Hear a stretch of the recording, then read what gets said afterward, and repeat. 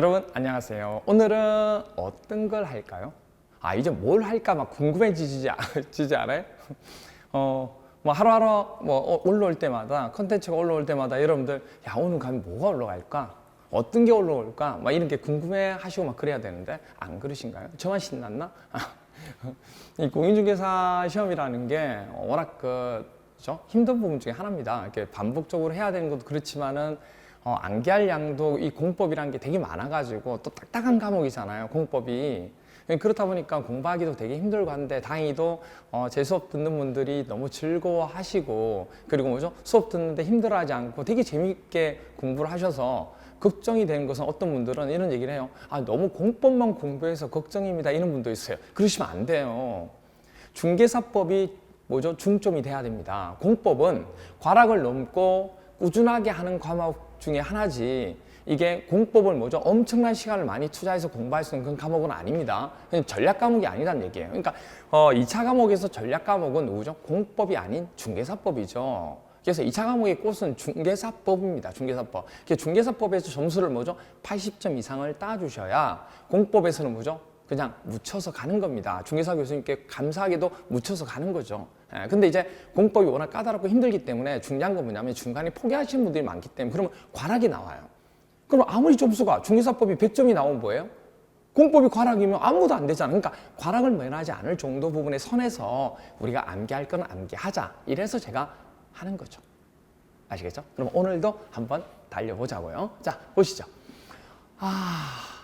우리가 이거 기억나세요? 용도 지역 부분 외웠던 거 기억나십니까? 이 용도 지역 가지고 이제 뭘 할 거냐면 검표를 할 거예요. 검표율이라고 하는 것은 수업 시간에 제가 많이 얘기했습니다. 대지 면적에 대해서 우리가 건축 면적, 건물을 지을 수 있는 면적이 얼마 정도 되는지 그 비율을 나타내는 게 바로 검표율입니다. 이게 되게 중요하죠. 용적률과 검표율이 있는데 검표율은 수평적으로 얼마나 넓게 건물을 지을 수 있느냐, 위로 얼마나 높게 짓느냐는 용적률로 결정을 하게 됩니다. 그렇죠? 그래서 이게 나중에 건축법 가면 이 내용이 또 나옵니다. 건축법 가면 건물을 지어야 되기 때문에 검표율과 용적률을 산정을 안 할 수가 없죠. 그렇죠? 그래서 우리가 국토계획법에서 용도 지역의 검표율을 산정해 놓고 이 부분을 건축법에 가서 우리가 또 뭐죠? 조절을 하게 되겠죠. 또 그렇죠? 기본적인 틀입니다. 그러면 이거 외우는데 이거를요 위에서부터 이렇게 외우기도 하고 뭐 분리해서 외우기도 하고 막 그랬는데 그렇게 하지 말자고요. 제하고 외울 때는 그게 틀렸다는 얘기가 아니에요. 그렇게도 외울 수 있고 이렇게 외울 수도 있습니다. 그건 교수님마다 다 방법이 있는 거니까요. 근데 저는 제 방법대로 하겠다는 얘기입니다. 왜냐하면 저는 이렇게 생각해요. 시험장 가서 쭉 적어놓고 할 수는 없으니까 시험장 가서 뭐죠? 얘네가 나오면 얘네가 바로 몇 %라는 것은 뭐죠? 바로 나와야 된다고 생각해요. 예를 들어서 뭐냐면 제1중 일반 주거다? 그러면 이게 몇 %가 바로 나와야죠. 그죠? 다른 거하고 연관이 없이 바로 나올 수 있도록 머릿속에 넣자는 얘기예요. 됐죠? 자, 그러면 여기서 보시면 관리지역 부분하고 농림지역, 자연환경 보존지역, 그리고 도시지역 부분에서 녹지지역은 개발이 뭐죠? 잘 안 되는 지역 중에 하나가 됩니다. 그럼 이럴 때는 건물을 지을 때 검표율 부분 옆으로 넓게 할 수가 없겠죠. 그래서 검표율 부분을 우리가 정할 때는 관리지역이나 농림지역이나 자연환경 보존지역, 즉 도시지역 부분 중에서는 녹지지역, 그죠? 나머지 부분 빼고 관리지역, 농림지역, 자연환경 보존지역, 녹지지역에 들어가는 어떤 세부적인 항목이라 할지라도 검표율은 얼마다? 20%입니다. 그렇게만 기억하면 돼요. 근데 딱 하나. 누구요?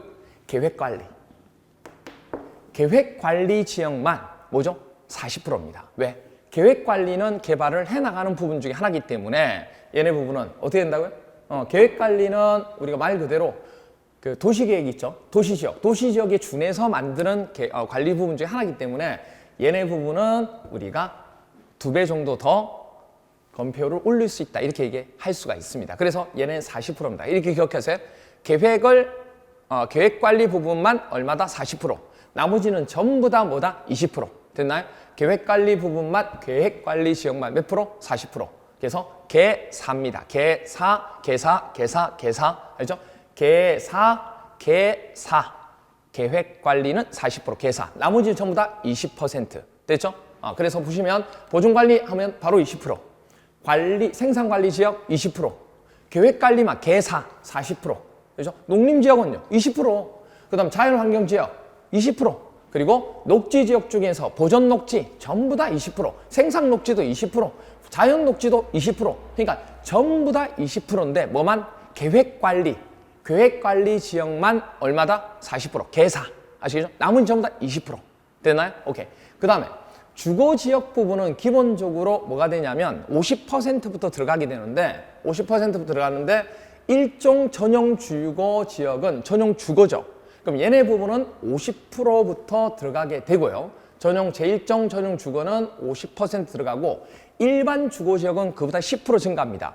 그래서 일반 주거 지역은 60%. 왜냐하면 전용 주거니까 거주 환경을 높이기 위해서는 그렇게 많이 주어지지 않고 100에 딱 반 정도, 50% 정도까지만 하자. 아시겠죠? 이게 50%. 근데 일반 주거 지역은 편리성을 좋아하는 거니까 조금 더 옆으로 넓힐 수 있도록 얼마?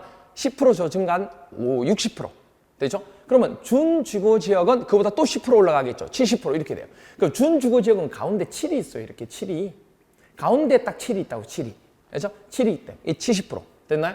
그리고 머릿속 기억할 때 주거 지역이라고 하는 부분은 얼마부터 시작한다? 50%부터 시작한다. 아까 계획 관리가 40이니까 그다음에 50이잖아요. 그래서 50%부터 시작하는데 얘네 부분 전용 주거 지역은 다 50%, 일반 주거는 전부 다 60%. 근데 조심할 게 일반 주거 지역 중에서도 제3종은 고층 건물이죠. 고층 건물을 위로 많이 올렸는데 옆으로까지 넓히면 이건 위험하잖아요. 안 되겠다. 60% 말고 일종 전용 주거에 맞춰서 좀 줄이자. 그래서 얼마예요?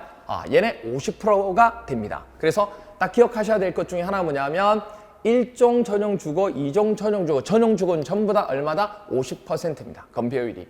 그리고 일반 주거 지역하고 일반 주거는 전부 다 얼마인데? 60%, 다 60%예요. 그런데 어디만? 3종 일반 주거만 얼마다? 50%가 됩니다. 3종만. 됐죠? 이렇게 됩니다. 그렇게 되고 준주거 지역은 여기 7 있죠? 70%. 됐나요? 그 다음에 공업지역은 볼 게 없어요. 공업지역은 여기 앞에 7이 있잖아요. 7이. 다 70이에요. 전용 공업이든 일반 공업이든 중공업이든 다 70이에요. 그러니까 보시면 알겠지만 주거지역 다음에 제가 공업지역을 분류를 해놨잖아요. 상업지역 올리지 않고 바로 건폐율에 대한 비율 부분 순서대로 지금 정리를 했기 때문에 주거지역 때문에 상업지역을 먼저 올려서 외우는 것보다는 공업지역을 외우는 게 그래서 편해요. 그래서 제가 주공상록 이렇게 외우는 겁니다. 그렇죠? 그래서 공업지역은 앞에 뭐가 있다고? 7이 있다고. 그래서 전용 공업이든 일반 공업이든 준공업이든 전부 다 얼마? 70%입니다. 건폐율이 70%. 건폐율이 훨씬 더 외우기 편하죠. 그리고 상업지역 부분은 얘네가 다 다른데 근린상업지역이 앞에 7이 있죠. 여기 7. 이 7 있잖아요. 7. 7 안 보여요? 7 있잖아요. 7. 그럼 근린상업지역 뭘로 해라고? 70% 해라고요. 이거. 그러니까 그 문장에서 뭐죠? 그 단어 자체에서 수치를 뽑아내야 돼요. 안 그러면 이거 외우기 너무 힘들어요. 그래서 근린상업지역은 얼마다? 70%. 유통상업지역에 뭐가 있어요? 여기 보세요. 팔이 있잖아요. 팔이. 이렇게. 여기 뭐가 있어요? 팔이 있잖아요. 팔이. 이렇게 팔이. 팔이 이렇게 있어야 돼. 이렇게 있으면. 팔이 이렇게 있어야 돼. 이렇게. 그렇죠? 그래서 근린 얼마? 70. 유통 뭐가 있다고? 팔이 있다고. 팔.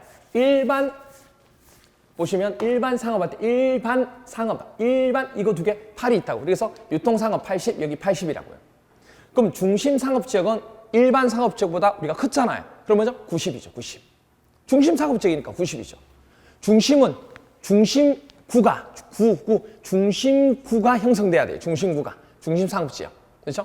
중심으로 구성이 돼야 돼요. 중심구 이렇게 돼요. 이렇게 머릿속에 넣으셔도 되고 그 다음에 보통 아까 얘기했죠. 제 친구 글린이 애가 어디 있다고요? 아이가 외국에 가 있는데 중학생이라고요. 한 달에 1년에 1,500 학비가 든다고 얘기했잖아요. 중학교 얼마요? 중학교 3학년인가? 중학교 3학년이면 9학년이죠. 그죠? 중심구 됐죠? 중심구 이렇게 됩니다. 자, 그러면 뭐 했죠? 다 외웠네요. 다 외웠어요. 용도지역 부분에 있어서 건폐율 부분은 이렇게 다 정리가 됩니다. 간단하죠? 그럼 복습 들어가야죠. 그러면 복습 들어가야죠. 자, 복습 들어갈게요. 자, 복습 들어가면 물어볼게요. 자, 다른 거 볼 게 없이 그냥 보존관리지역 하면 뭐죠? 20이죠, 20. 그렇죠? 20 부분. 그 다음에 생산관리 지역 20. 계사, 계획관리 40. 농림 20. 자연환경 보존지역 20. 녹지지역 중에 보존녹지 20. 생산 녹지 20, 자연 녹지 다 20. 그리고 주거 지역 부분은 50부터 시작한다고 그랬는데 전용 주거 지역은 전부 다 1종이든 2종이든 다 얼마? 50, 50. 일반 주거 지역은 전부 다 뭐죠? 60. 60인데 뭐만? 그렇죠. 3종 일반 주거 지역만 이게 위로 넘어 올렸으니까 옆으로 넓힌 거. 그렇잖아요. 그러면 10 다운시키자. 그래서 일반 전용 주거 60, 2종 일반 주거 지역 60, 그다음에 3종 일반 주거 지역 얼마죠? 50. 그리고 준 주거 지역은 7 있잖아요. 7이. 그래서 70 됐나요? 그리고 공업 지역은 전부 다 7이라고. 공업에 7이 있잖아요. 그래서 전용 공업 지역, 일반 공업 지역, 중공업 지역 전부 다 얼마? 70 됐나요? 상업 중에 근린 상업 지역 7 있죠. 70. 유통에 뭐 있어요? 8 있잖아요. 80. 일반 부분에 뭐 있어요? 일반 부분에 여기 8 있죠. 80. 그 다음에 중심구 위치에 중심은 90 됐나요? 이렇게 봐주시면 되죠. 됐나요? 그러면 우리가 용도 지역의 건폐율은 깔끔하게 클리어. 이 되게 많이 헷갈리거든요. 이 부분이. 이거는 여러분들 거의 머릿속에 있는 분들도 많지만 되죠? 그래서 이렇게 건폐율은 한번 정리해 주시면 되겠습니다. 여러분 기대되지 않아요? 과연 용적률은 어떻게 외울지를 기대하시기 바랍니다. 공법이 쉬워지는 그날까지 여러분과 항상 함께하고픈 오시훈 공법이었습니다.